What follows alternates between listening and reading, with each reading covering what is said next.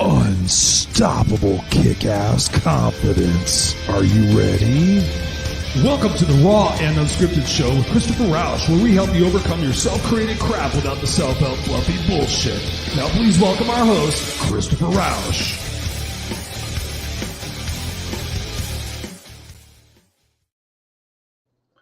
What's going on, ladies and gentlemen, boys and girls? Welcome, welcome, welcome. It's Tuesday night, 7 p.m. Pacific Standard Time. You're at your place for the Raw and Unscripted show with yours truly, Christopher Rausch, the place where I help you overcome your self-created crap without the self-help fluffy bullshit. What's going on, boys and girls? Whether you're watching us live or watching us on the replay here on the video cast, or if you're listening to the audio podcast, thank you so much for you beautiful people being here with us every single week. We are celebrating show number 201. We're on show 201 here of the Raw and Unscripted show. You guys follow me on the Unfiltered Experience. We're on 114. So when you think about the last 3 years, I've done over 300 broadcasts just doing these two podcasts alone. Plus, I was on Rainbows in Real Life. Plus, I've been on some other part-time shows. Plus, I've been doing Clubhouse. Plus, I do my blog. Plus, I do all the social media, constantly delivering you value. So ladies and gentlemen, boys and girls, wherever you're at, we're going to take action on the value that I provide. Yes or no? Yes, we are. Yes, we are, Chris. Shake your head. Yes, Chris, we're going to do that. What's up? We got Believe in Yourself in the house, which is Robert Broker. He says, howdy, made it for the beginning while engaging in 2 other crypto-related streams. Yo, well, thank you, Robert, for being here. Crypto, no crypto for me, dude. No crypto for me. No, I'm cryptoed out. No crypto. Anyways, so thank you guys all for joining us, whether you're live or on the replay. As always, this is a conversation with you guys, so feel free at any point to ask us a question, myself or my guest. Ask us a question, engage with us. We'll put your comments up here and let people know that you're in the world, that you're participating here in the Raw and Unscripted show. If you're listening, obviously, on the audio podcast and you have questions, feel free. As always, you can email me, Christopher@ChristopherRausch.com, or you can email info@noexcusescoach.com. You can send me the questions and I will make sure they get to the person who was the guest on the show, and I'll make sure you get an answer, because that's what is happening here, ladies and gentlemen. I show up every single week out of the goodness of my heart to serve, because I wish I had somebody like myself in my life back when I was starting out and doing things and really getting true with my mindset and getting real with my authentic courage and stepping out and being genuinely who I am, unapologetically myself. And I want that all for you, because I believe in this world, when we stop pretending to be who we're not, to try to get validation and trust in business, it's amazing what it is that we can attract in our life. I'm a living example. I was a 7th grade homeless dropout who lived in the backseat of a station wagon with 18 cats and 2 dogs. Sometimes it's 4 dogs. It depends. We left the house with 4 dogs. We wound up with 2 dogs. But in any case, you could tell there was a lot of animals in the car. And even after 2 suicide attempts, thankfully I sucked at those. I'm still here in front of you guys today as a master's degree earner, owning my own business, and obviously had a successful stint in corporate. So it is all about the journey. It's all about having the right mindset as we go through that journey, learning as we grow, and realizing that life is happening for us and not to us. So we appreciate you guys always for being here. And as you know, the show, and you may not know if you're a new listener or a new watcher, this show is brought to you by the beautiful people at helphealhumanity.org. My beautiful sister from another mister, Serena Buffalino, is the founder and CEO of this incredible organization, helphealhumanity.org. So when you get value out of this episode, and I know you will get value out of this episode, do me a solid. There's no advertising here. There's no sales. There's no nothing. I bring it to you every single week without fail, brand new episodes every single week. Do what you can do to go over to that website and donate what it is that you can, because I'm actually now on the board of directors. I've been on the board of directors for this organization now for 2 years. I came on board when Serena invited me. She was actually a guest here on the show. She's been a guest on the Friday night show. And she said, Christopher, we'd love for you to join our USA board when they created it. And I've been a part of the organization ever since. And I can tell you this, I've donated money and time and volunteered at organizations since my early 20s. It was my way of giving back.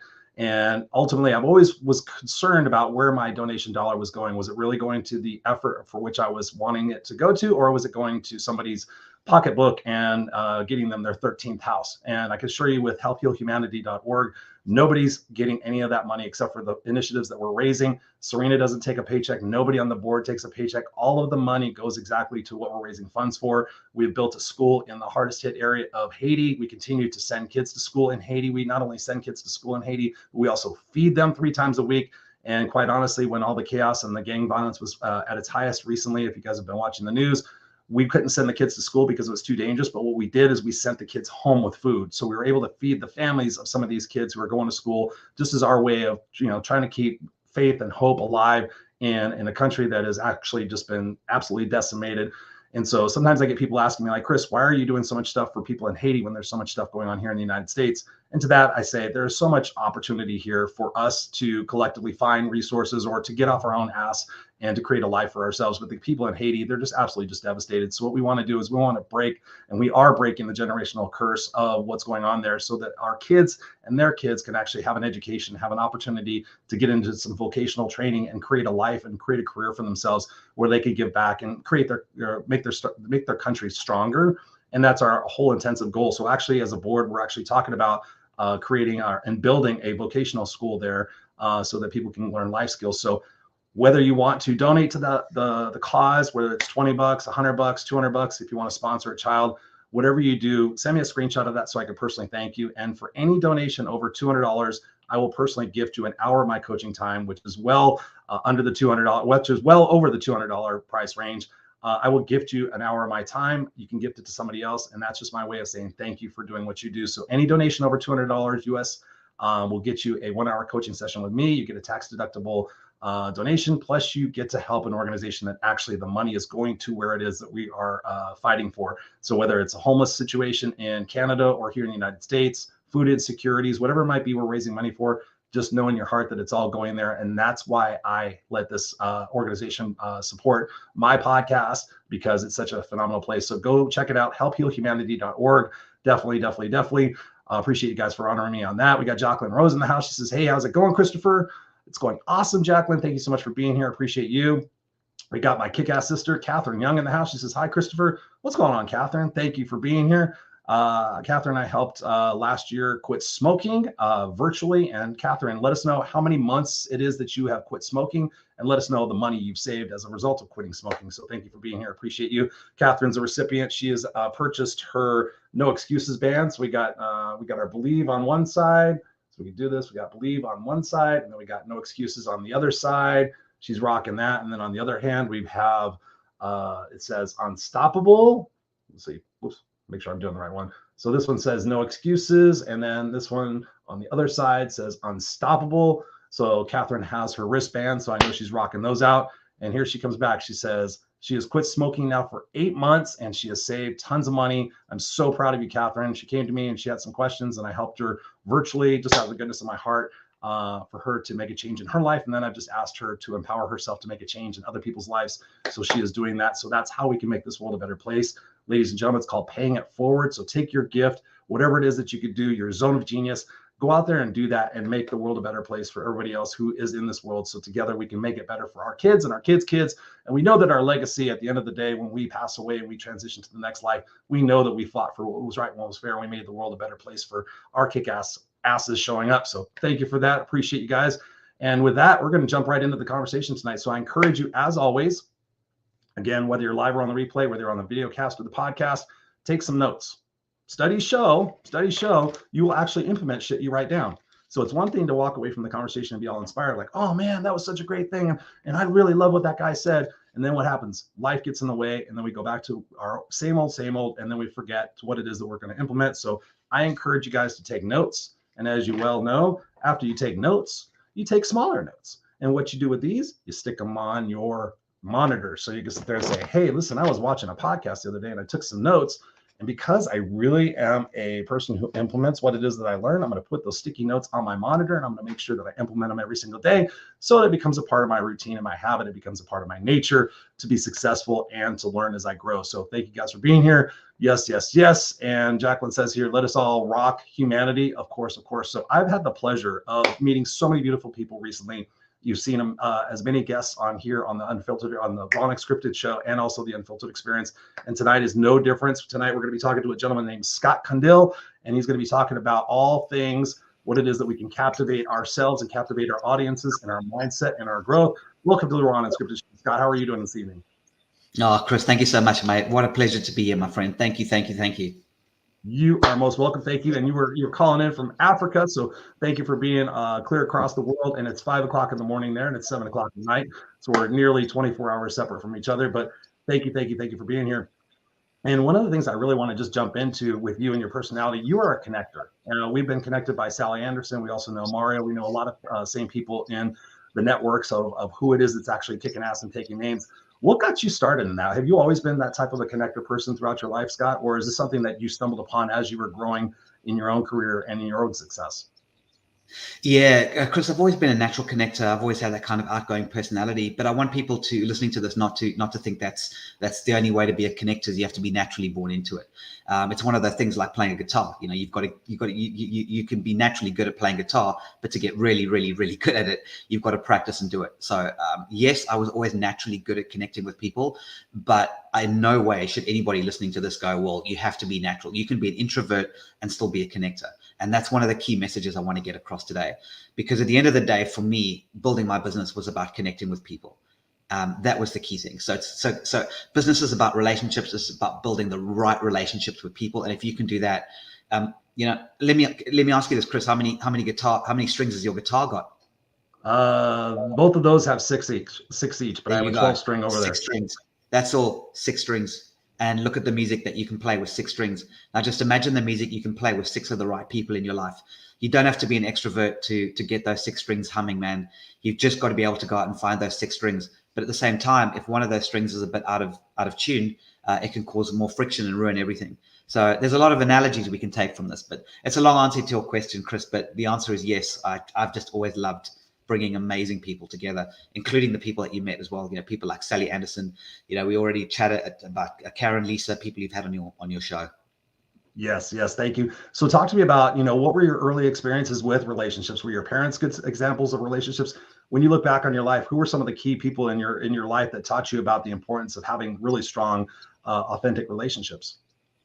Yeah, my parents played a huge role. And it's funny you should actually ask me that question, and thank you for that, because I'm actually haven't seen my mother in many years, and I'm just here in Cape Town in South Africa, and I've just caught up with her for the first time in many years. So she's here with me now, which is great. So very inspirational. Of course, my parents, my brother, whose house I'm staying in right now, he was 10 years older than me, and he's always been a huge inspiration. You know, always out there connecting with people and just being a really great guy. You know, I think the greatest compliment. Well, for many years, I didn't really have a name. I was known as Liam's brother. You know, Liam's brother. I don't know if you've experienced that, Chris, but you know, you kind of, it's like you're so and so's son, or you know, you're so and so's cousin. It takes you a while to develop your own name, because the person that's so influential in your life is they're the ones who carry their name, and you become associated with that person. You know. And that's great. You have to accept that. It's wonderful. So yeah, brother's very inspirational to me. Oh, that's beautiful. That's beautiful. So when you were a kid, I guess you were probably an extrovert of sorts? I've always been an extrovert. I used to be out doing things like charades. So I came from a film-orientated family. So my father was a really well-known scriptwriter for making movies and TV in Africa, but also throughout Australia. My brother was an actor and then became a director.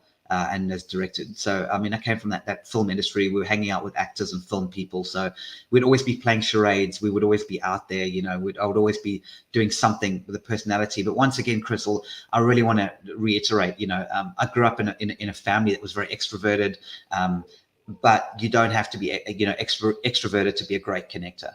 So, yes. I love that. I love it. Robert says here, he goes, I love to connect with others. It does rule my life. It is what gives me the fuel and will to live. I love that. He also talks about, as far as being introverted, he goes, oh yeah, I am introverted, extrovert when it comes to connecting. Yeah, 100%. So many people think that I'm an extrovert. They're like, Chris, you're such an amazing extrovert. And I'm like, actually, I'm a really good part-time extrovert who is a really good introvert. You know, I'm one of those people that love that.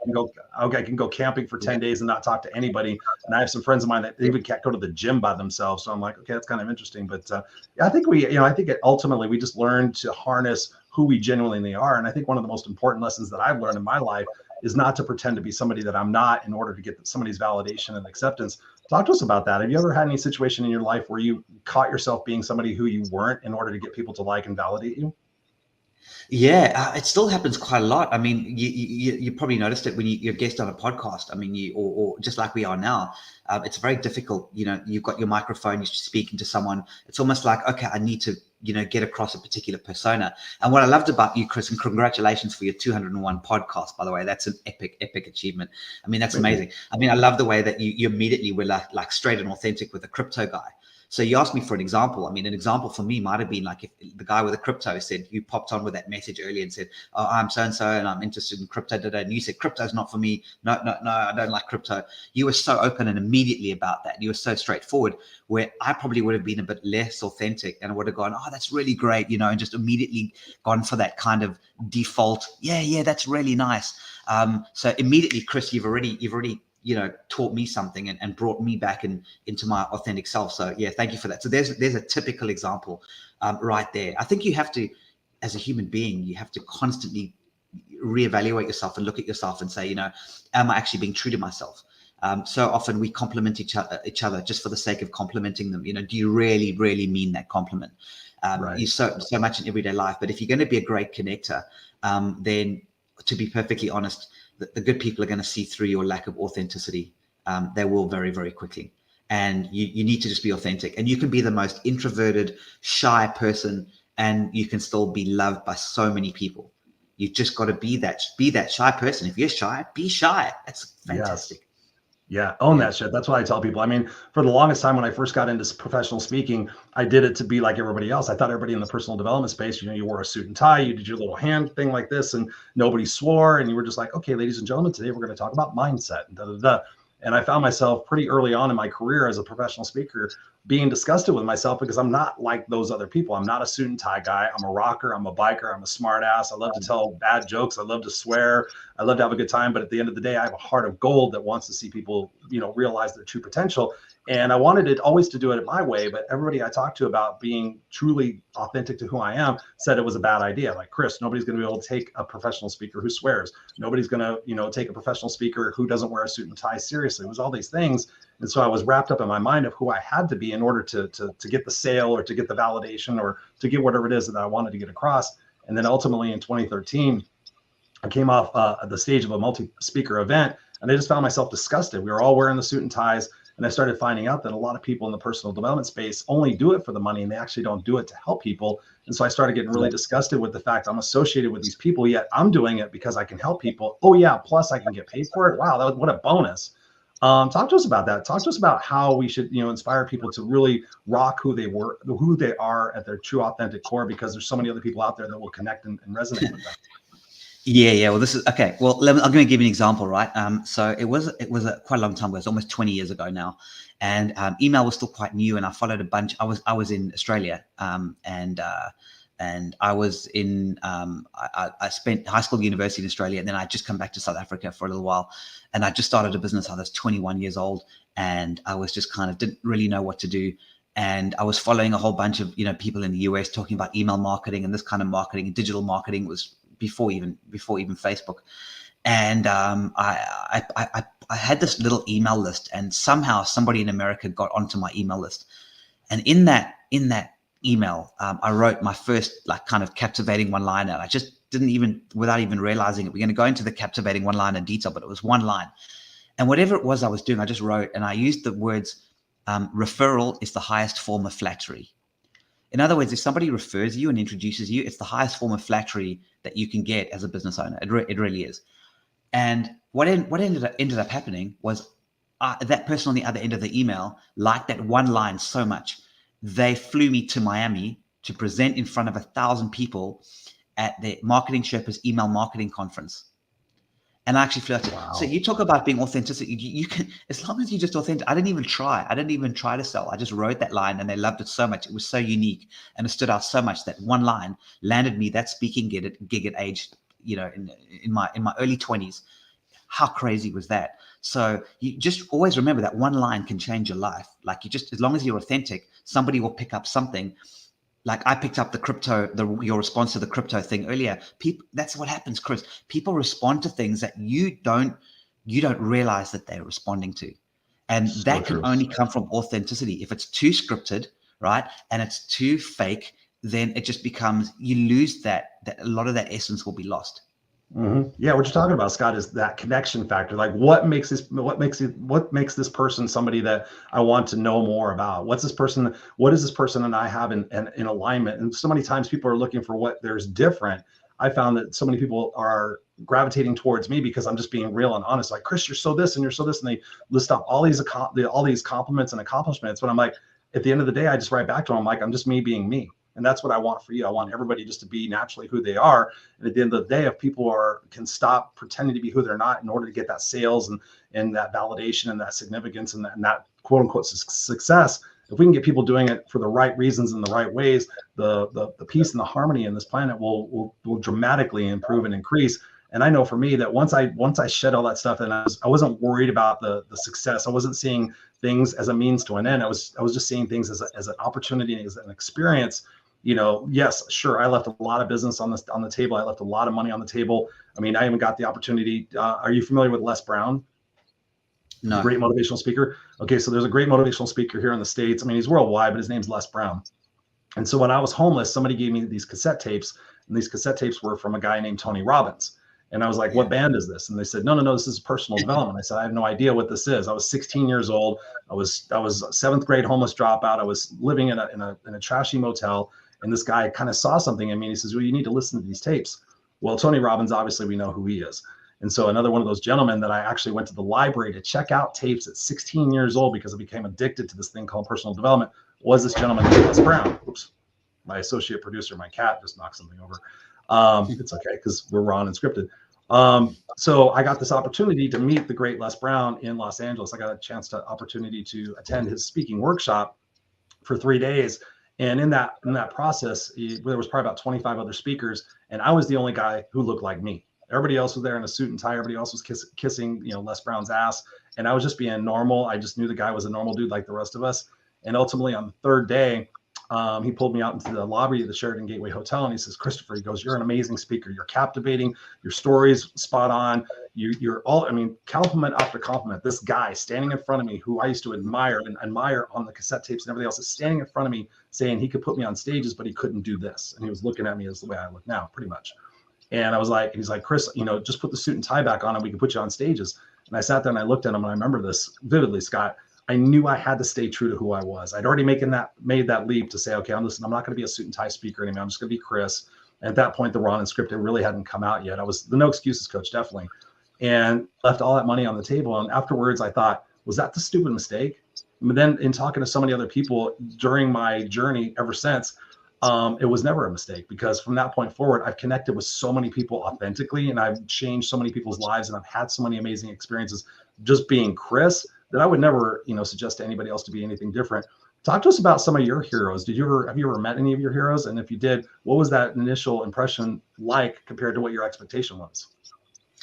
Sure, that's a good question. I'll answer the hero question in a second, because you've got me thinking Bruce Springsteen. I mean, you talk about cassette tapes and things like that. I mean, Bruce Springsteen was always a hero, and going to one of his concerts was just legendary for me. But you talk about that being different, right? You're the only one not wearing a suit. So I got very much into martial arts, into traditional Shaolin Kung Fu when my son was quite young, and my son and I used to do it together. And we actually ended up winning in South Africa, you call it your colors. You get your country colors. You get to wear your colors. In other words, you get to represent your country. So we actually represented South Africa in the World Championships in China. But the point that I want to make is that what happens is you get your blazer, which has obviously got your colors in it, right? Now, my son went to a private school in South Africa, and he was at his graduation for, I think it was somewhere around, I don't know, like grade 8 or something along those lines, or something.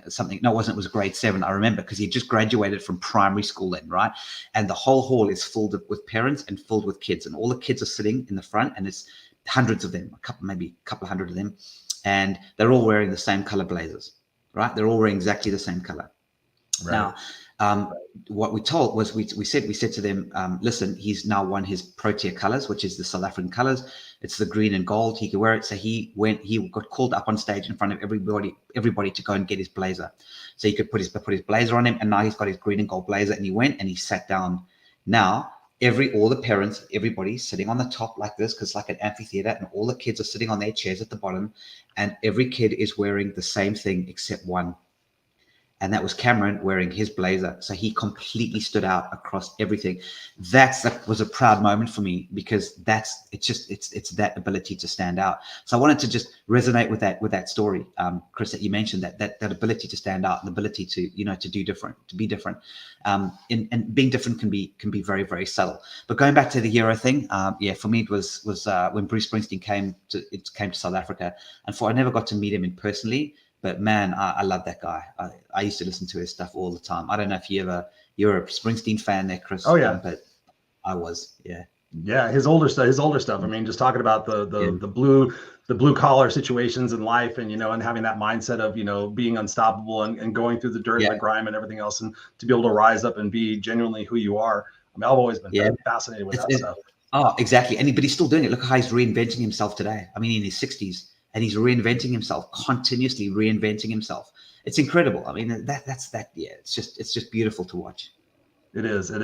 We got Michael Baker in the house. He says role models. We were talking about role models a little bit. Role models matter as we all set the example for others. 100%, Michael. Thank you for being here. Appreciate you for that. Michael also says it is the roles we play and the part we're playing. 100%. Which for me, I don't play any roles or anything else. I'm just always being me. Michael Baker also says, know your role and set your goal. Oh, that's a phrase right there. Know your role and set your goal. He also talks about here discipline and determination. Yes, 100% with that. Discernment. And also we've got Robert. Robert knows that he is verbose. He writes stuff like, I know who Chocolate Johnny is, and because of Ken Walls. Thank you, Robert, for that. Appreciate that. Michael's talking about authenticity and vulnerability. What are your thoughts on that? That seems to be a buzzword, like being authentic and everything else. And that's what I pride myself on, is just being 100% who I truly am. Is authenticity something that is overused these days? And talk to us about how important that really is, or is it not that important? No. It is definitely overused. Unfortunately, a lot of words they do tend to get a little bit overused, and they're used as a bit of a scapegoat sometimes. So you're right. You have to dig into that. And I think vulnerability is a very important part of what's one of the strings, I guess, in the guitar. There you go. So to speak. Yeah, of authenticity, vulnerability, I guess, is definitely one of those strings. And it's also important how you play that vulnerability string as well, because we're all vulnerable. There's no one in this world that's not vulnerable. I mean, it's just how you work with that. But it is a difficult word there, Chris. There's a lot of people out there who become really faking on authenticity, and really trying to. And I've seen that happen before. I remember when I was in Bali, we had a speaker, and the speaker came out and he said it was really busy. There were a lot of people, and the speaker came out because he was teaching people how to do podcasting 101. That was his topic, right? And this guy walked out, and he had come from another area of Bali. We're in one area of Bali where it's a little bit older. Most people, most of the other area of Bali were really in the young kind of early 20s, where we were kind of most people in Ubud there were in their early 30s. And he came to do this presentation on podcasting 101. And the first thing he did was he walked down between everyone. He had this hoodie on, and he would turn around. He just took his hoodie off, and he's quite a good looking guy, and he knew he was good looking. So he obviously waits for the reaction, and everyone just stood there like this and went, just completely ignored him. He's obviously got so used to this, and he sat down, and all he did was talk about himself. And he didn't give any value whatsoever about how to actually podcast. So we were all there to listen to a podcast about podcasting 101 and learn something about how to do podcasting, which is what I wanted to learn. All he did was talk about how good he was and how they created this amazing podcast with all these views. They didn't really give any tips. It was the most inauthentic load of nonsense, and the whole crowd just saw through his bullshit completely. So you kind of see that lack of authenticity to shine through, and then on other situations, you've literally watched somebody who's like completely useless in terms of being your traditional podcast guest. I'm sure you must have had them, Chris. They sit there and they don't really know what to do, and there's things wrong, and they stutter, and they're not really very eloquent, but they just give you pearls of absolute wisdom. That's my favorite. Hey, you can learn the most amazing thing from the most unusual place. Mm-hmm. I love that. That's the thing that you have to sometimes sit through with people who aren't specifically being articulate in that particular sense of the word. I call them idiot geniuses, and like sometimes they just have to wait for that pearl of wisdom to come out of them. But earlier on, you mentioned Kung Fu, and I know a lot of people in martial arts correlate Kung Fu or martial arts with an aspect of their life Do you correlate Kung Fu in your life with business or any other aspect of your life in terms of the policies and I guess the ideologies that it enforces? Yeah, shout out to Mario Beckers, because in his podcast, he was one of your guests recently, because he interviewed me about this as well. I go into a lot of detail about Kung Fu in business. So within ancient Chinese Kung Fu, they talk about something called Fajing power. I don't know if you've ever come across it, Chris. Fajing, which is basically means explosive energy.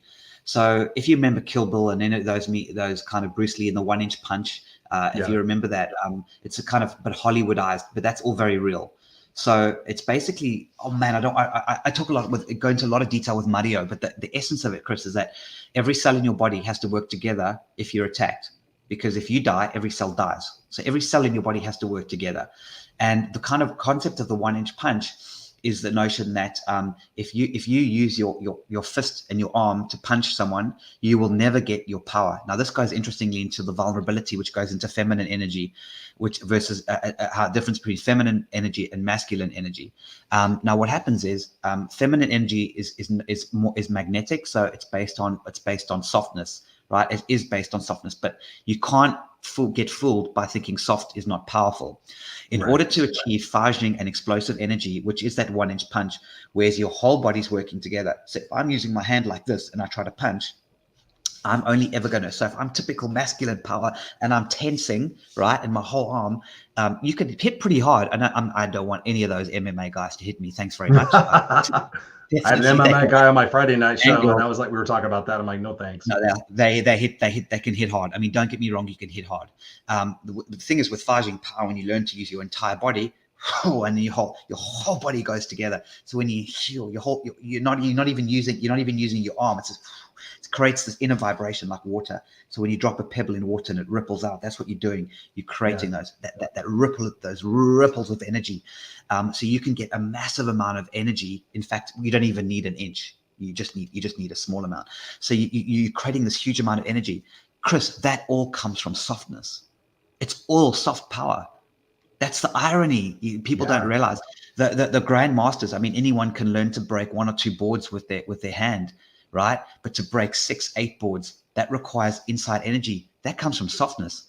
You'll actually, the way that masters teach it, you hold an egg, a soft-boiled egg, obviously. Well, a non-boiled egg. Sorry, I nearly said hard-boiled. People think, it's a hard-boiled egg. No. You've got to have a completely raw egg, and then you break things because you've got to be so soft and so gentle.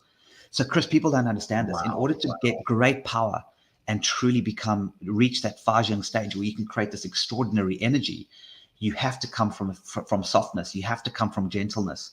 You have to come from that. And yeah, man, that, as you know, I can talk about this for days. I'm so passionate about it.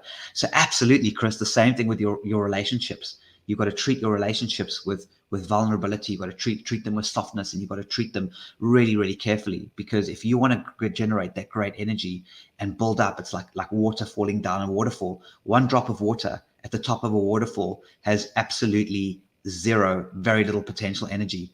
And just a split second before it hits the bottom, right? It's still just as tranquil and just as soft. But when that water joins with other drops and builds up that momentum, it creates a massive splash. So for you to create a massive splash in business and meet those connections with those other droplets of water, you've got to be soft and gentle in your approach to everything. That's that feminine energy. And right at the end, only when you really need it, when you really turn it on, that's when the masculine energy comes in. That's where you tense. So it's this beautiful balance, this guitar work, this music, if you like, of that kind of electrical, magnetic, masculine, feminine energy. That's what allows you to generate power that most people don't even know exists. Wow, that is powerful, Scott. That's super powerful. And I'm thinking in my brain, I'm a visual person. What are some tips that people can start implementing in their life to think about that in terms of what they do in their everyday existence? Like to think about, okay, rather than this masculine energy and being tough and trying to deliver this punch, whether it's in a business presentation or landing a girl or something like that, what are some things that we can think about cognitively in our daily actions that can kind of help us see that dichotomy, if you will, between that strong masculine and feminine presence and power, but how it applies in our business and our other relationship situations? Yeah, so you think like a waterfall. how does a waterfall work, right? A waterfall, as I mentioned, all the droplets coming together and building the momentum and then making that splash. So if you want to make that splash, like you said, whether it's with landing a girl, as you said, or building a relationship, a business, or getting a sale or whatever, you can't go too hard too early, too masculine too early. You've got to be gentle in your approach. So when I was training, so he was teaching me, it's extremely difficult. And by the way, a waterfall can go upwards. So it's not always downwards. I've been showing you the down waterfall, but the same concept goes upwards. If you're trying to do a punch upwards, exactly the same process. It's crazy, man. It's like it seems to break the laws of physics. But anyway, that's another story. But the waterfall. So as I was doing it, so he was teaching me and how to drop your arm and use your whole body and use every cell in your body to just relax and use your breathing to break. So as you time it showing, I said, like, how do you do this? What does it mean? And he said, the movement creates the power. And that's the thing with the waterfall, the movement creates a power. You've got to start the process and take incremental steps. And in business, if you've got an extremely detailed business plan that you spent months putting together and you haven't done anything with that business plan, then it's pointless. It's the most useless thing in the world. Like, honestly, what's the point? You're getting all this detail and you've got to do the movement. Rather always take incremental steps. If you've got a document that you've got to write and you just really, really don't want to do it, what you've got to start, open Google Docs or whatever, just start, put the headline in, and then go off and make yourself a cup of coffee or something, or a cup of tea. But to start, you've got to take these little steps. If you don't want to go to gym, put your shoes on, put your gym shoes on. Just start with those little incremental things. I can't tell you, Chris, that's honestly some of the best ancient wisdom I've ever received. Well, if it's ancient wisdom, that's something that I subscribe to big time. I just get people to tell them, like, just get that inertia, just get that motion and flow. And what the ripples that it can create are pretty astronomical. Like I tell people all the time, like, I don't have time to go to the gym. I'm like, yeah, 15 minutes to go to the gym. Yes or no? Like, well, they can't argue with me when I tell them like 15 minutes. I'm like, you can do supersets in 15 minutes. You can go to the gym. You can do 5 minutes, like incredible on the bike or that. You could really be intentional. And so many times we're not intentional in our actions and the things that we do. And we hope, wish, and pray that we're going to get, 100% of the outcome with 50% of the work. And so I love what you're talking about. And is really being intentional and carrying it through. When I think about fighting and I think about, martial arts and things of that nature, never formally trained, but I heard from some of my friends, like, you're not punching the board, you're punching through the board. You have to see past where it is that you're going. And I apply the same principle in life. Is like, you got to see past where it is that you're going. You got to see past the sale and see what kind of legacy that you're leaving. You got to see what your big why is and what it is that you're doing, so it can fuel you during those challenging times. And one of the things that I love that you're talking about, Scott, that I had to apply big time in my life when I was in corporate, was really taking a look at the relationships that I had both professionally and personally, but also breaking it down to like, okay, how can I become more effective in my communication style by really taking a better look at the demographics of the people I'm serving. And one of the biggest things that I started looking at was the generation with which they were born. I started really peeling back the onion. I'm like, okay, these old guys, these old fuckers, they're getting it in a different way than the younger generation than I am. I'm a Gen Xer. So I was talking to the baby boomers, and I would see that they would receive information, they would receive a message in a certain way based on their conditioning and what they experienced as kids and throughout their lives, World War II and all the Great Depression, all that other stuff. And I started seeing, okay, the younger generation seems to be seeing things from a different filter. Talk to us about that in our messaging and how we interact with people to have those effective relationships. Is it important for us to consider, what generational, segment of society that they belong to, or does that not matter anymore? See, it's actually a really good question. So, I asked one per show. Yeah, because it's definitely a good one to think about with the generational difference, because there's a lot of people that are trained on the way they communicate, and they've honed that skill through learning and being taught about it. So a classic example of that is NLP, right? A lot of people are trained on NLP, what to say in a presentation and how to get people to react and how to manipulate people in a particular way. I'm not saying it's bad or good. It's just that I don't come from that classically trained background. I just come from just doing it over and over and over and over again. So what happens if I'm speaking to a more elderly person, I will naturally react differently. If I'm speaking to different people, I will naturally react differently. I will adapt. If it's an introvert, it'll be a little bit different. If it's talking to somebody that doesn't stop talking nonstop, then how do I react to that? So Chris, it absolutely does make a huge difference. Every person that you're speaking to is unique. And if you follow the same script for every single person that you meet, no matter what, because it doesn't matter who they are, then that's not really being authentic.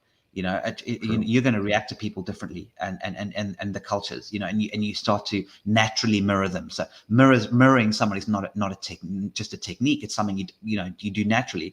Yeah. If someone says, sometimes you speak to someone in America, for example, and they'll say, yes, sir, I believe that. They say, yes, sir, absolutely. So, it's something, I don't know where that's from in America, but you know what I'm saying. They'll use the word sir.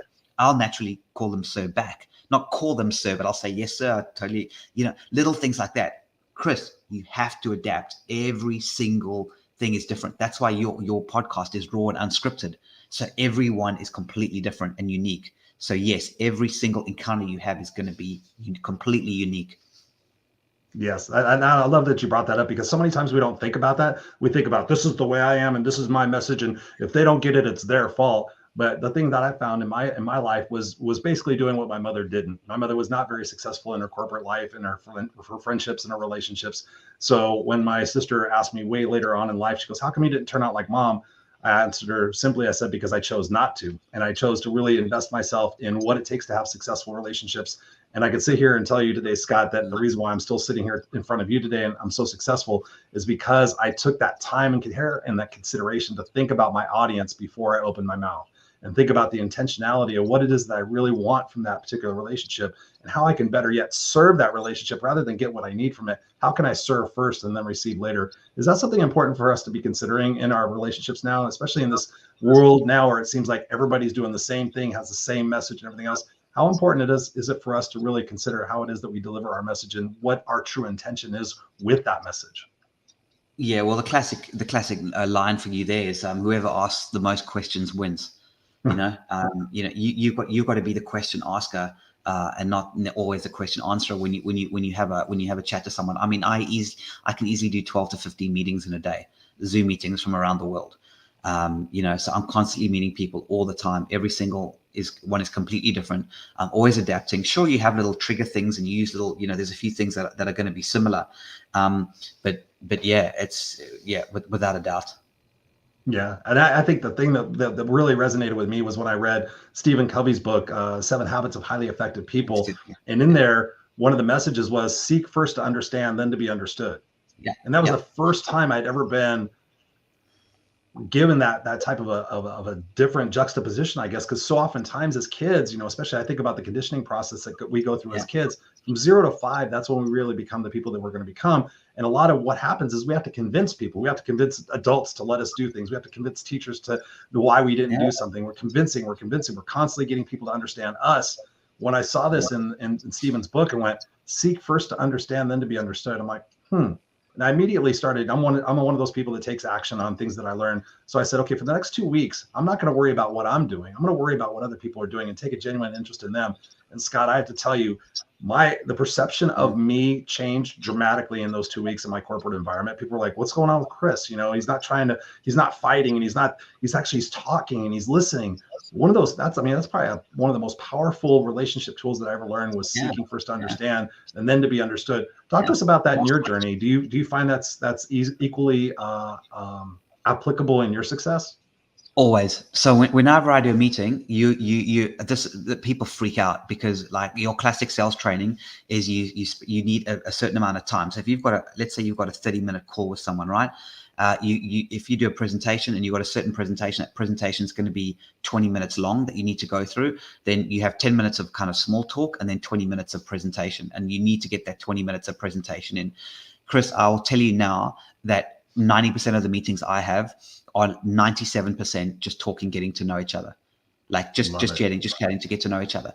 The number of times we finish a meeting and go, listen, I'm really sorry, I got to go now. And the guy will say, I don't even know exactly what you do or what you offer. It happens all the time. And that goes against completely the grain of normal sales, right? The thing is within 30 seconds, I can just say, listen, okay, very quickly, I do this, this, and this, and this. that they are so intently listening to you in that last 30 seconds when you speak about what you do, that you'll get more out of any pitch in 20 minutes will ever give you. They are intently listening to everything you say in those 30 seconds. And that will almost certainly lead you to another meeting that's more likely going to get you that deal next time. So just sit there, get to know people. And then sometimes it can take 2 meetings, 3 meetings, 4 meetings. You're just getting to know each other. It can take months and months and months. You don't even talk about it. You don't even talk about sales. You don't even talk about your product or service that much. You just really understand them and get to know their business. Because if you think about it, Chris, that's how doctors work, right? When was the last time you went to a doctor and said, hey, Chris, good to see you again. Listen, before you tell me what's wrong with you, I've got great 2-for-1 offer on this new cough medicine and antihistamines over here. I've got buy two, get one free. It's ridiculous, man. You've come in because your back you've got a problem with your back. And here's the doctor's like trying to sell you. It's ridiculous. All a doctor goes and does the same. Tell me your problem, writes notes, diagnose. I think that is the key word. I think that's the vulnerability we talked about, and I think we just developed the next string today, which is diagnose. If you can be an amazing diagnoser, then you are the best. The best doctors in the world are the best diagnosers. Yeah. And the part diagnose and really get to the heart of the problem, that's where you are known, because no one else does that. No one else really gets to the heart of your problem. And if you can do that through asking questions, you do not have to be introverted. You don't have to be the world's greatest connector. But if you just ask the right questions and you probe in the right way, you can't get too personal too quickly. But if you're good at it, you'll get to that. And if you can diagnose and find their problem for them, they will, like a doctor just writes a prescription. You will buy that prescription with 99%. Doesn't matter what it costs. It doesn't matter where you get it from. You will go with their advice. That's what you want to become. You want to become a great diagnoser. Okay. So I got to go here for a second. I love what you're talking about, Scott. I'm the same way. I am a person who builds relationships. I build connections. I am not about selling. Sally will tell you that I'm the most horrible seller in the planet, and that's because it's not my gift of what it is that I want to do. But in today's world, dude, I'm sure you get this. Pitch after pitch after pitch. Instagram, LinkedIn, Facebook. Everybody helps coaches. People drop into your DMs and they're sharing with you 13 paragraphs of how they can save you all this money and get you all these leads. What do you personally do when you see those situations? Knowing the type of person that you are, do you mess with them at all? I mean, some of these people are doing this expecting that they're going to become successful. What are your thoughts on that? Yeah, I've actually we've got a little 2-line reply that I send to my team that anytime they get a message like this, they send it out. And it's basically saying, listen, like any good savvy business owner, we don't respond to cold outreach messages anymore. Rather join a network and start making authentic relationships properly. So we don't respond to cold outreach. We only work on introductions. Nice. Yeah, it just hits them. So rather than just ignoring and deleting, just respond with that. And you do get a couple of interesting responses. I've actually even got a couple of clients that way over the years. Not many. Well, not that I might have got more without knowing it, but the point is, it's interesting. It's your gut instinct is to hit the delete key. Because I want another little piece there, Chris, that I want to mention is that here's a little secret. Emotion gets the breaks through the clutter, not rational. I can tell you, you can be emotional and people will listen and click and respond. But the moment you try to be too rational, like I will double your money in 6 months, then they will not respond at all. So rational doesn't work. It's right brain. Yeah, your approach needs to be right brain. Well, typical emotional. If you're emotional, that's what people respond to, and that's what people gravitate to. But a lot of those offers that you're talking about that hit our spam box, it's rational. I can help you with this. A doctor said this. I'll get honestly relentless spam. It's all rational. They're trying to prove to me with a statistic or something or whatever logical reason why I should buy or respond to them. Logic does not work in an outreach. It's emotion. People just completely lose that. They forget that. That's a huge tip, guys. If for anyone who's doing the introduction to a relationship must be emotional, not rational. I didn't open this by going, hey, Chris, how you doing? Oh, thanks, Chris. Really good to be here on your show today. Did you know I'm a 3-time bestseller in New York Times, or actually, it's really great. I'm really looking forward to helping people double their sales over the course of this presentation. It doesn't work. Immediately, people look at you and go, I don't actually know the psychology, Chris, of why people don't respond to that, but it's so off-putting when somebody says these these glamorous, I can get you these results. I know what it is. Just seeing as it's raw and unscripted here, it's because there's no way that you can say that you can double or triple your sales or whatever that statistic is without first getting to know me. You can't make a guarantee until you know me. Your bullshit indicator goes off. You're like, okay, wait a minute. What are you trying to sell me? And then you sit there and go, okay, where does this validate? Where does this proof come from? So I love that you're doing that. And Samuel's in the house. Thank you, Samuel, for being here. He says, diagnosed, coupled with brutal, honest questions. Yes, 100%. Love that, Samuel. I love that. Yes. Yeah. Thank you for being here, Samuel. So you are known as the connector. I love you for the fact that you're a connector. We're going to talk about my trusted network here in a second. But one of the things that we're talking about here is that first initial contact with somebody. And what you teach is you teach people how to have a captivating one-liner. Talk to us about the importance of that and what got you started in really honing and focusing on that captivating one-liner as being one of the best business principles for success. It's the foundation of everything we do. The captivating one-liner. Okay. Wow. Okay. So I mentioned that trip to Miami, where that one line got me that trip to Miami, that speaking gig, which is referral is the highest form of flattery. And they loved that so much. They wanted me to come. I even did an opening address. It was brilliant. I mean, it was amazing. Just that they loved that one line so much that they invited me. It says, I can't stress how one line can, the right line can change your life. And then I started developing it before I had a book out or any. I started chatting about it in too much detail. I started doing it naturally in meetings and with clients because I would be diagnosing. So when I'm listening, I want clients to speak more because I can hear that pearl of wisdom that comes out from their mouth. And I was with a client, it was 10 years ago, more than 10 years ago, 15 years ago. And they made steel balustrades. And steel balustrades are those like beautiful kind of staircases that kind of go around staircases. And they made these beautiful staircases for wealthy companies, corporations, and people as well. So they would send out their brochure. Look at our beautiful balustrades. Look at it. And they weren't getting any response. So we sat down and we said, what is the pain that person is going through who's going to be reading this? What's the emotional pain, right? And to do that, you've got to understand your target audience, who your target is. If you can have all the greatest 1-inch punch in the world, but if you don't know who you're hitting, it's not going to be very valuable, is it? So we sat with them and we looked at their pain and we came up with one line. And the one line was based on the pain of the architects who they were looking to get in front of.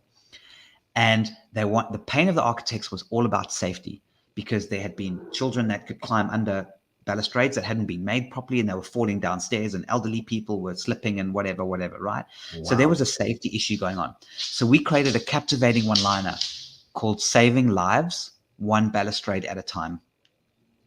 So now we would go out to the world with saving lives, one balustrade at a time. Let's bring the industry together around this common cause. And that completely changed. They're still a client today, over a decade later. That's how the captivating one-liner began. And after that, I thought, I need to do this. I need to formalize it. Hence, the book started coming out.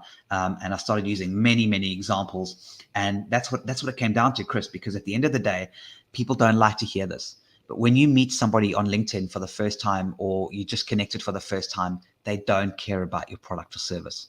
The first thing you've got to establish is, can they trust you? Why can they trust you? So you've got to build credibility. And if you show them that you understand their pain, diagnose. If you show that you can diagnose and you understand their pain better than they do, they will. If you've got back pain, Chris, and there are 10 different doctors lined up, and the one doctor asks you enough questions to really understand the real cause of that pain, and you can feel that that person's diagnosed it correctly, 100% you're going to go with that person. Yes. And that's what you want to do. You want to be seen as a diagnoser. And the captivating one-liner doesn't talk about your product or service. It talks about their pain. Boom, says believe in yourself. Yes, that's Robert. 100%. So what's the difference? Is there any difference between what you're talking about as a captivating one-liner and what's called a tagline or clickbait? Because when I think about it, I'm like, okay, for me, like my buddy Scott, when we do our Friday night show, he's like, you need to come up with more creative titles. Your titles, kind of say what we're doing. He goes, you need to click them. You need to bait them into something. Talk to us about what the difference is between a captivating one-liner, a tagline, and clickbait is. Fantastic. All right, good. So your typical tagline or payoff line or strap line, as you call it, depending where you are in the world, would be like Nike, just do it, or, KFC, finger licking good, all those kind of things. That's that kind of one line that associates to that brand. This is not what that is about, because you can have many captivating one-liners. So the first difference is you can have many captivating one-liners for your audience. And the first trick I'm going to give you guys is, if you tell the audience it's for them, you will triple your responses right off the bat. What do I mean by that? If you say architects saving we're saving lives one balustrade at a time. If you tell architects that you understand it's for them, they're more likely to respond. So a lot of people are way too generic in the way they come up with their captivating one-liners. So you can have many different one-lines for different industries. You can target IT managers with a line, and you can target people in the construction industry with another one. So an example of a great captivating one-liner that worked brilliantly for us was paint companies. Reading your online content is dull, lifeless, and colorless. It's like watching paint dry. You see what I mean? So in other words, you've actually created a captivating one-liner that resonates with the audience using clever wording, but it's because paint companies, it's specifically for paint companies. If people feel this one-liner is just for me, man, you get such incredible responses. So yeah, absolutely. So you can have many of them. So a tagline can be used everywhere, but a captivating one-liner can be used in very specific circumstances. It's like a tagline is the mallet, right? But the scalpel is the captivating one-liner. And I love that. Yeah. So, and they can be very like in jokes, right? Where only a certain industry will understand. Like, for example, we did one called the SEO Lord's Prayer. It was targeting at SEO consultants. The SEO Lord's Prayer: dear God, please don't ask me to do SEO on Shopify. Now, if you know about SEO, you'll know it sucks to do it on Shopify. And that's what we wanted to do. We wanted to create that emotional response. For one of the ladies I think you had in your podcast, Karen Gray, she did one called Every Female CEO Has Two Stories: the one she shows the world and the one she sells out to. I'll say that again. Every female CEO has two stories: the one she shows the world and the one she sells out to. How powerful is that? That's a captivating one-liner. Now, the interesting thing is that you've got to put every female CEO. You can't just say every woman or be too generic. The more specific you are, the more your results are going to be, because they feel like you're talking about them. And Chris, when I do one-liner workshops, right? I do captivating one-liner workshops for an hour and a half to come up with one line. That's it, just one line, right? When I do that, in 80% of every single workshop, the client, or I don't even like calling them client, the person I'm trying to help, they come up with that line. They don't even realize it. Yeah. You just got to get them into flow. You just got to get them talking about what they're passionate about, and they'll start coming up with these one-liners for you. And you just write them down and you listen and you repeat back to them and say, did you hear what you just said just now? And they're like, what did I say?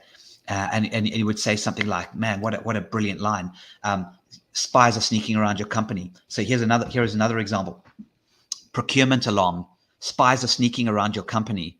They're leaking information and your suppliers are robbing you blind. So it doesn't have to be like for a coaching perspective. It can be, it can be for anything. It can be for any type of products or service. So it's these kind of things. Another one was for data center managers. Right now, again, a very, very inside joke that only the industry would understand, because that's what you want. You want to build industry. So data centers, right? They burn very, very hot. Right? As you probably know that these huge things, that the temperature is really high and they use a lot of energy. And there's a lot of issues around the world at the moment about how much energy. Now, the energy indicator that a data center uses is called a PUE. No idea what that stands for, so apologies. But we sat down and we came up with a captivating one-liner called data center managers. Your PUE is terrible. Greta Thunberg is investigating you. Now, you see the joke? Playful, yeah. Do you see what's going on? You see how it takes a problem and turns it into a powerful line that they have to click on. And I'm going to do one more, and then I promise you I'll shut up. You think your fleet of trucks is running smoothly until it becomes manslaughter and you and your directors go to jail. So these guys sell fleet management software and will take over management of your fleet of trucks. But they don't go, I'm the greatest fleet management company in the whole wide world. Look how good I am. No, they go out and say, your fleet of trucks is running smoothly until it becomes manslaughter and you and your directors go to jail because your fleet of trucks is a legal and compliance disaster waiting to happen. It's very provocative. Sometimes it's fear-based, sometimes it's not. But I think I've given you a bunch of examples there, Chris. What a difference, man. It'll 10x your results. Well, that's why I wanted to wait for this particular conversation to start taking it seriously. And for everybody who is watching and listening to this, I put the link inside the comments where you can download Scott's book, and you can just go there. You can click on the link. You can get it. It's called The Captivating One-Liner. I have checked it out personally. I've not studied it because I wanted to have this conversation with you and kind of take that more seriously with myself. Because at first when I was seeing it, I'm like, okay, this reminds me of clickbait. But now I see what you're saying. You're being more targeted and intentional with the message to develop that know, like, and trust situation, that relationship with them above what their competition might be doing. Is that correct? Is that a correct, I guess, summarization? You're right. And thank you for bringing that back, because I actually forgot to mention a key aspect. You have to back up what you say. Yeah. All right. Clickbait doesn't back up what it's got to say. Clickbait clicks, and then the person is so annoyed because they clicked and they got me. And then they get delivered some not such a nice message on the back end. What they click on after they click on that one line, it has to be really good. It has to look good, or it has to be a great video or something that really, so they click on it and they go, wow, this individual is built credibility in my mind. They know what they're talking about. They get my pain. If you can show somebody in their life that you really, really understand their pain, then you've got a chance of really becoming they can become a client for life. They will love you forever because you understand their pain. That's what they want. That people just want to be. You said it with Stephen Covey: seek to understand, then be understood. So if you feel that somebody really is digging deep into your life to try and diagnose what your problem is, and then look for a solution, that's the power. If you just spit out solutions, oh, you've got to do this, you've got to come for a retreat, oh, you've got to come to my course, you've got to come to our webinar, come to my roundtable, come to my masterclass. But you don't know who I am. You don't know what my problem is. Why should I come to your masterclass? Why do you keep inviting me to these things when you haven't even taken the time to understand my specific problem? You see the difference, Chris? That's the difference between a one-liner and the difference between a clickbait. Yeah, and that's probably one of the reasons why I'm successful as a coach, because I really, when I think about how I write things and when I think about how I deliver the material, it's really truly from that authentic place of knowing what that person's experiencing. Like I've had a lot of recent success with identifying people as comfortably miserable. Just those two words, comfortably miserable. Like you're comfortably miserable right now. You make a good paycheck. You make a good, you have good this, everything's good, everything's good, everything's good. And when I ask them a question, I'm all about asking questions. When did it become acceptable to become mediocre? Then they're like, then that juxtaposition is like, wait a minute, I'm not mediocre, but well, I'm comfortably miserable right now. So what it is that you're going to do to get off your ass, get out of your comfort zone in order to kind of take yourself up to that next level. So I inspire people with telling people the same thing. I was comfortably miserable. I had a 6-figure job. I had every other Friday off. I had a beautiful corner office. I'd been in my job for so many years. I was comfortably miserable, wondering when I was going to make that jump. And so now I identify that with other people that are in the situation. They're in their zone of excellence, which is a great book by Gay Hendricks talking about, you think you're in your zone of excellence, but actually you need to be in your zone of genius. So what I help people do as part of my coaching is be able to break them out of being comfortably miserable to becoming kick-ass unstoppable. And because I have set the example and I can speak to the pain points, it's pretty quick and evident how quickly people sign on because they see that I have that demonstrated experience of knowing where they're at, knowing what they're going through, and better yet, knowing how to get them out of that. Talk to us about that. We're like really understanding ourselves more than we understand our customers. Right. So on that note, though, Chris, you've started cutting it with a captivating one-liner there, right? You're comfortably miserable, and you're too scared to make the jump. All right. That is the basis of a great captivating one-liner. Your words, not mine. Yeah. Right. How powerful is that? Now, how to make that captivating one-liner super even better is you add your target market to it. So you could add, for example, professional women CEOs, or you could say IT managers, or you could come up with somebody. Can you think of an interesting? We're on the spot here. Think who a target market for you. A really specific you said it perfectly. Successful businesswomen. 90% of my clients are all women. Female CEOs, you're comfortably miserable and you're too scared to make the jump. That's starting to get to a one-liner now. You see what I'm saying? But you've got to be a bit more specific. A jump to where? But you see how it starts to come together. Female CEOs, you're comfortably miserable and you're too scared to make the jump to and not to your authentic self or anything too wishy-washy. I'm quite specific to the next career that will change your life. It's too wishy-washy, but you see what I'm doing here. Yep. If you add that little piece already, see how you've come up with this brilliant, captivating one-liner. Oh yeah, I've been playing with it just by being in flow. Yeah, you just got to play with it a bit, but that was it. So sorry, Chris, I just wanted to let you know that you've actually come up with a captivating one-liner right there and then without even realizing it. Oh yeah, no, I realized it. I wanted to spring that on you and kind of walk through that. We've already been going for an hour, so I always try to respect people's time and try to keep it to an hour. But I know with you, I could actually talk about this all over the place.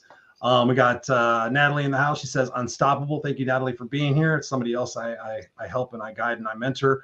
So Scott, I mean, obviously, I could talk to you all day about this. You have a microphone to the world right now. We've gone through the pandemic. You know, all of us have been impacted one way or another all across the globe. It's something that we all got to experience together. And I'm seeing a lot of people coming out of the pandemic, fearful, judgmental, all sorts of these different things, like negative situations I have for them. What would you say to somebody in a period of 1 or 2 minutes to try to get people to reset where it is that they come out of the pandemic thinking, and rather get them focused on what it is that we're talking about here tonight, and the fact that when you become intentional, when you think about in terms of what your customers' pain points are, how could you encapsulate that in 1 to 2 minutes of people who are experiencing the COVID-like unpredictability of what is next? Sure. First thing, you are in the business of building relationships. That's what your business is. Once you understand that, then everything else will start falling into place. You're not in the business to sell your product or service. You're in the business of building relationships. That is absolutely key. Now, how you go from there to actually getting in clients, of course, there's strategies and blah, blah, blah, but you've got to understand that fundamental fact. So I want you to know that you need to have and I'll use the analogy of a guitar. You need to have your 6 strings around you, which are, let's say 6 really, really good quality people. If you have 6 really great quality people around you, that's good. That's where you're going to make your music. You've got to find those really key, awesome people around you. They are what's going to make your business thrive. And if you do that, it'll help you reduce your fear. It'll help you reduce your anxiety, and you'll just feel so much better about the world, because there's so much beauty out there. There's so much incredibly amazing stuff that's going on. Chris, you talk about it so much. You're always positive. You know, you always that's your ethos. That's what's so great about you. You're always out there and you're inspiring because you've been through it, but you see the world from an angle. They just recently did a study in CERN in the Hadron quantum physics, and they said that they did an experiment, and that they changed the angle of the experiment. They changed the actual experiment itself, the actual thing. In other words, the way you see the world changes the world for you. That's like profound.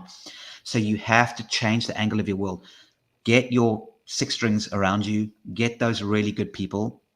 Know you're in the business of building relationships, and then just be like water. Just let the momentum grow. Be like water, and then you're going to make a huge splash at the bottom. Scott Cundill, thank you, brother, for being here. I knew the conversation was going to be fire. I could talk to you for another couple of hours, and I love how you tied that all together. I love how the fact that you incorporate something in my environment with me to make it personal to me. You picked the strings, so I love that as well. And yes, it really is about, serving our customer and being the best that we possibly can be in those moments. And it's been solid for me. I mean, I can't express enough in my corporate life, in my personal life, my personal friendships, my mentors and my relationships, being that person that was keen to understand somebody else. Obviously, I've been doing podcasting and live radio shows for now since 2013. I had the Kick-Ass radio show for 3 years, which I did that live. And then I took a hiatus. Then I came back with the Raw and Unscripted show. So I've been doing this for a while. And so my ability to seek and get information out of people that normally they wouldn't share is pretty significant. So it makes me an excellent coach. So thank you for being here, brother. I appreciate you. Catherine says here, she goes, "This was so awesome. Thank you, guys." Appreciate you, Catherine. Don't forget, you got to take what it is that you're doing. You got to write it down. And you got to take action on that. Where can people get a hold of you, Scott, and keep the conversation going? Because I know we didn't even get to, I want to actually, before we go, since we're already over time, if you don't mind, if I take a little bit more time, talk to us about My Most Trusted. Let's talk about that for just a second, because, I think we would be doing a disservice to people who are watching this right now, talking about the fact that we're networking, we're building businesses, we're being very careful with our messaging and everything else. Talk to us about that next added component that you have created now with My Most Trusted, and what people can do to get more information about that as well. Yeah, thank you, Chris. So My Most Trusted is actually a business software-driven international business network. mymosttrusted.net. It's only 2 T's though. I think you've got 3 T's there. I didn't notice. I'm a T person. Yeah. I copied it. Oh, funny. There we go. Just imagine a network where there's no bots, there's no spam, there's no hard selling.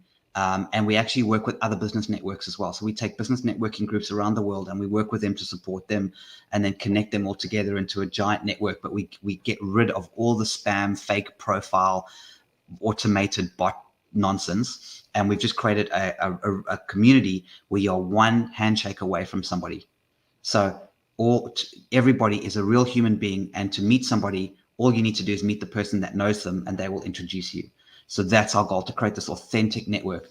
We've got 15,000 people around the world. It's growing really quickly. We've got so many networks that are joining us. And yeah, Kristen, I appreciate that. See, it's free. Just go on mymosttrusted.net. There we go.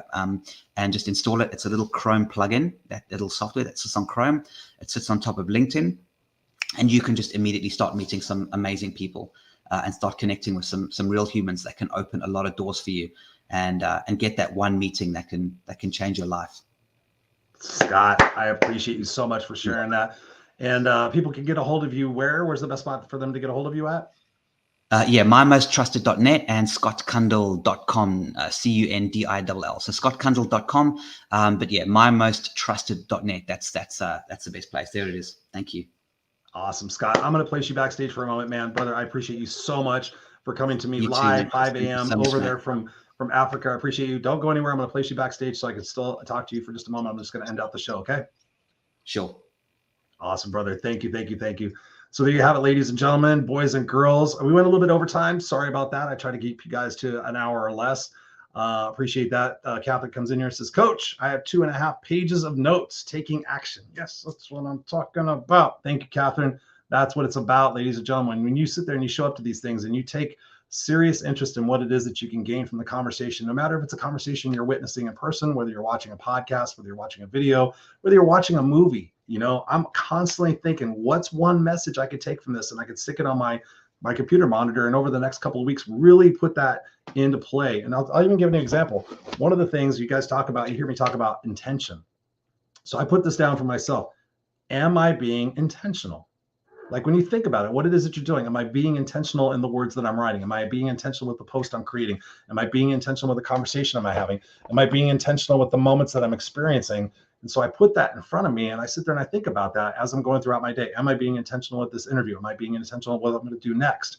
So put those things in front of you guys, and that's how you're going to build up your arsenal of tools. That's how you're going to become stronger. That's how you're going to become more confident. That's how you're going to achieve more results. That's how you're going to experience more moments of life that will be most likely in the realm of getting you to be stronger and getting you to where it is that you want to be. So many times we're focused on the things that we don't have, but we get more of that.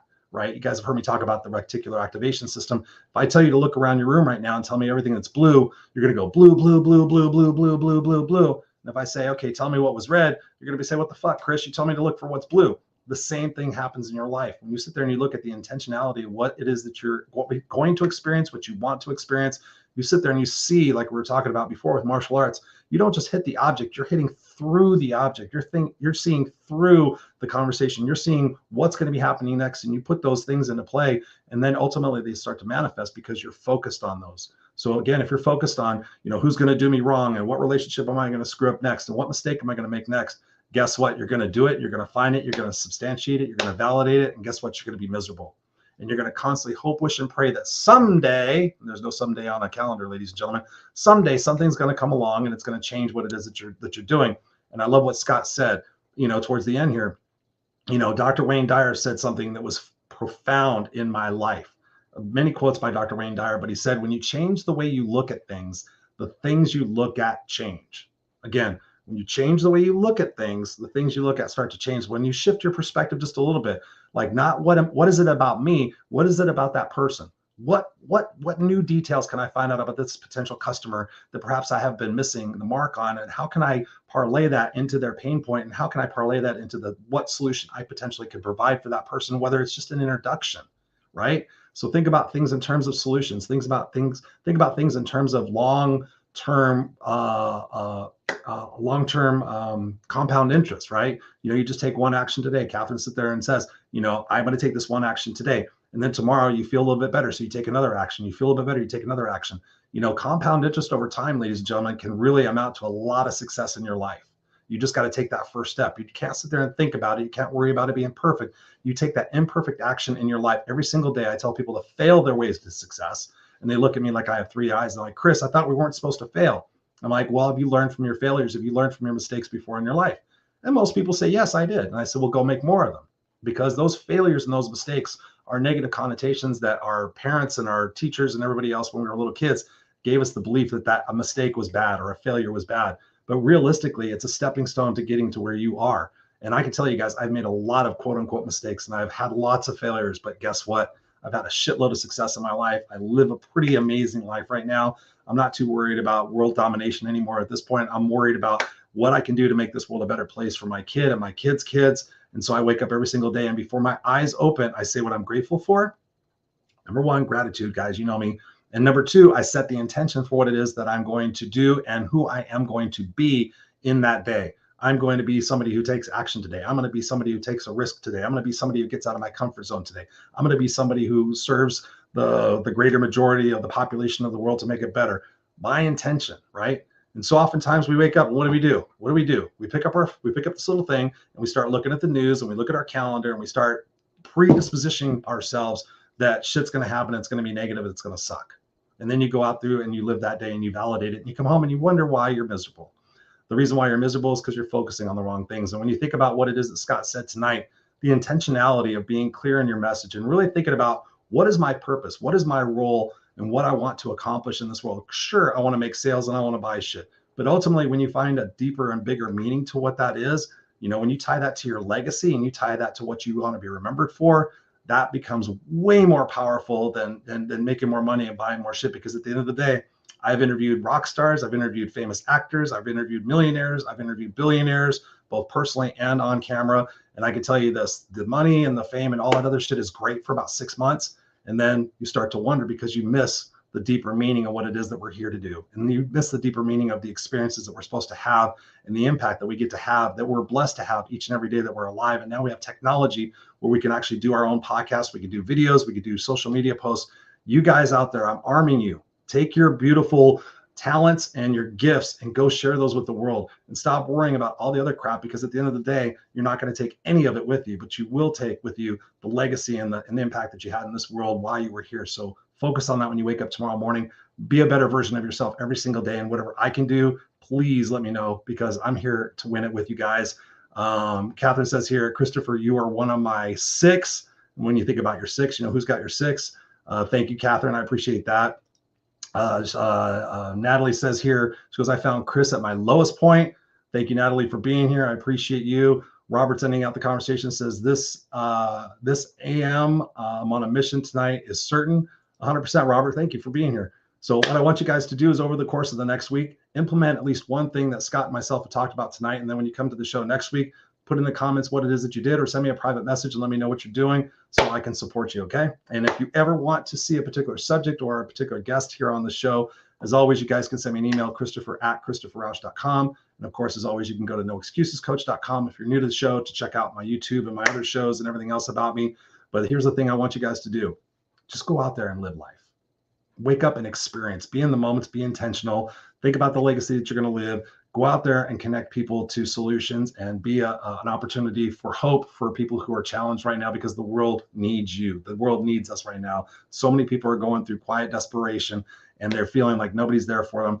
Go be there for somebody, because I firmly believe this. At the end of the day, if each and every one of us, every single day does something nice for a complete stranger, and that shit gets out and we can change the world, it's pretty incredible what we can do for our kids. So I love you guys. I appreciate whatever I can do to serve you. Let me know. I'm always here for you guys. We'll be back here next Tuesday on the Raw and Unscripted show. And next week, because you guys have been asking me, who's up next week, Chris? Who's up next week? Next week, we have Karen Bullock. So yeah, Karen's going to be a great addition to the show. I've recently been introduced to her, and we're going to be talking about daring to transcend.